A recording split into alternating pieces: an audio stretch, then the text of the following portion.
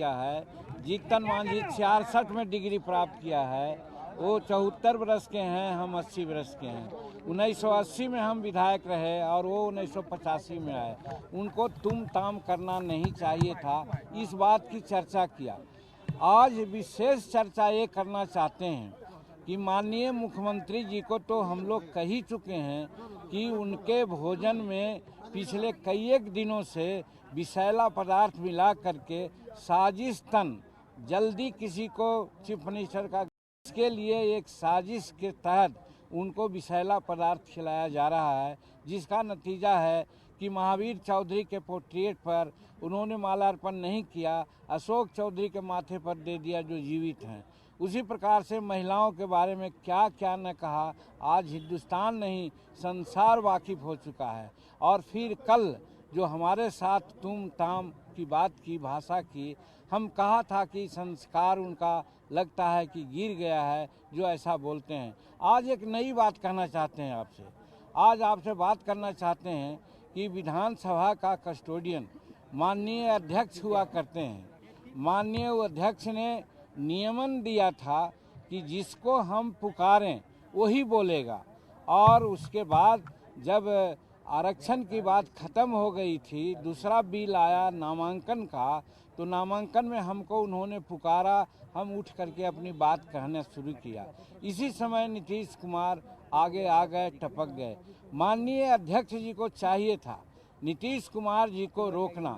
नीतीश कुमार मुख्यमंत्री के साथ साथ सदन के नेता हैं। जब नियमन जो अध्यक्ष का होता है वो नहीं पालन करेंगे तो अन्य सदस्यों से क्या अपेक्षा वो रखते हैं। ये बात की दुख है कि माननीय अध्यक्ष महोदय आज लगता है कि सत्ता पक्ष के पक्ष में अपना सारा निर्णय दे रहे हैं और हरकत कर रहे हैं, जो इस जनतंत्र के लिए, संविधान के लिए घातक है।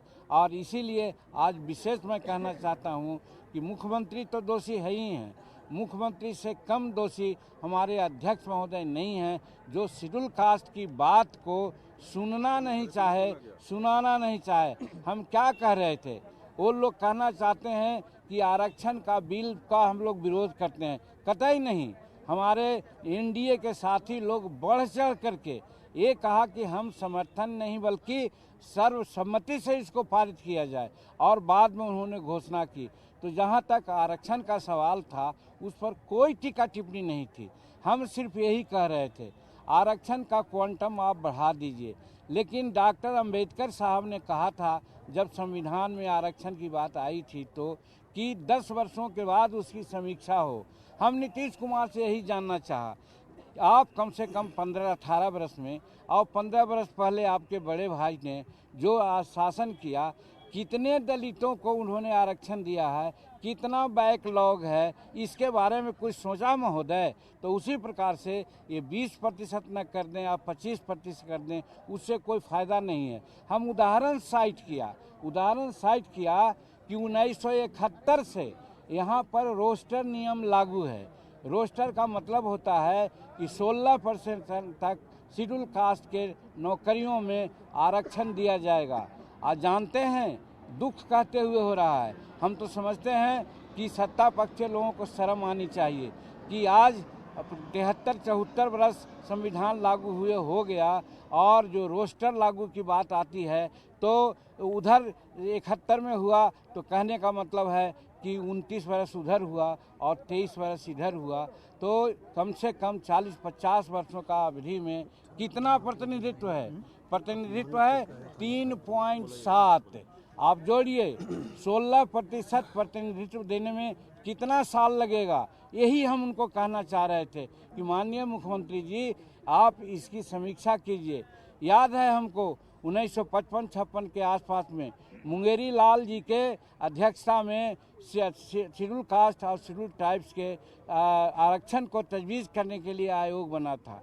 उस समय कहा गया था कि 7% आरक्षण मात्र मिला है और बाकी बैकलॉग है। आज मैं समझता हूं कि 7% से भी कम है हमारा प्रतिनिधित्व शेड्यूल कास्ट का। आप समीक्षा कीजिए और समीक्षा करके बैकलॉग पूरा कीजिए, तब बढ़ाने की बात आप करते हैं, स्वागत योग है। इसलिए आप बढ़ाए हैं तो ठीक है, लेकिन आप समीक्षा कीजिए। इसी पर मुख्यमंत्री बहुत अनाप शनाप बोले जो आपके सामने कल हमने कहा है। यहाँ पर सदन के कस्टोडियन होने के नाते माननीय अध्यक्ष जी को, एक सदस्य को, एक जो पूर्व मुख्यमंत्री रहा है उसको प्रोटेक्शन देना चाहिए था।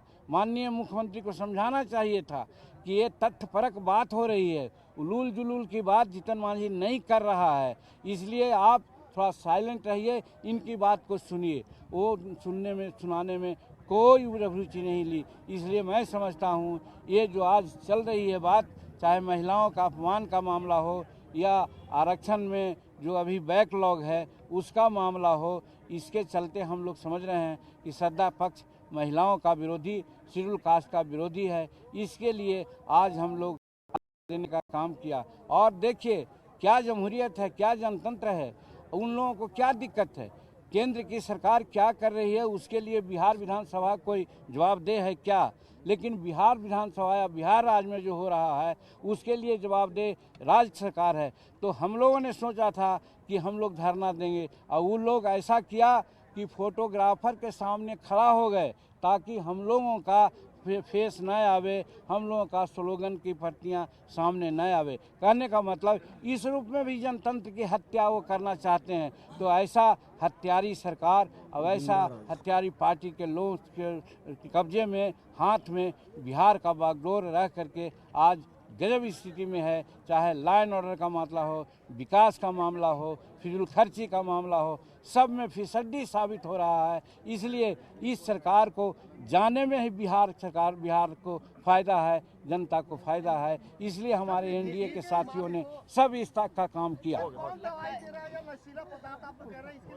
उच्च स्तरीय जांच की, ये तो जांच की बात है कि कौन दे रहा है। आज जो लड्डू बांटी गई, लड्डू दिया गया, ये तो हद न हो गया। उसमें भी जहरीला पदार्थ मिला करके हम लोगों को परोसा गया कि हम लोग खाएं और हम लोगों का दिमाग जरा दूसरे ढंग का हो। तो कौन बांटे, सो आप देखें।